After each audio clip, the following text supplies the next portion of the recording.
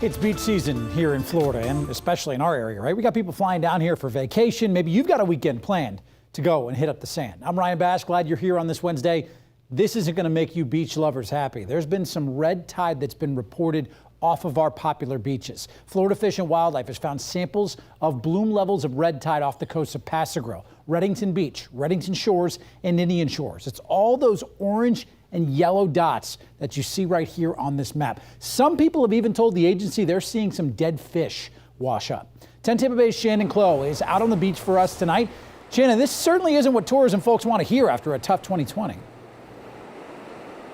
Well, Ryan, I can tell you, I feel like it's something none of us want to hear. When I was talking to people on the beach, I said, yeah, there's red tide out here. And they said, no, not again. I can tell you it's not as bad as we've seen it in the past, but look right here. This is what we're seeing here on the shoreline. We are seeing some dead fish, but I want to take a little bit of a walk to show you that it's not piles of dead fish. It's just sporadically as you walk, you may see a dead fish.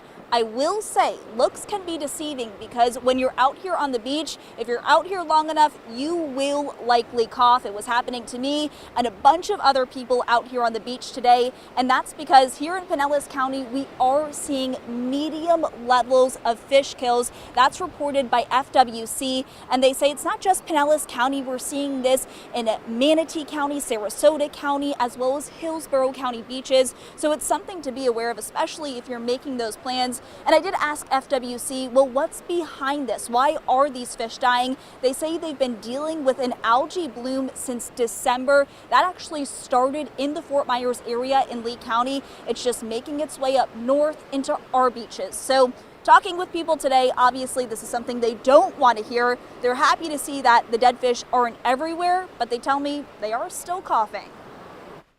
Been some red tide odor, a little bit of coughing. It's not quite as bad right now as what it was earlier in the week. A few dead fish along the way down toward the other pier north of here.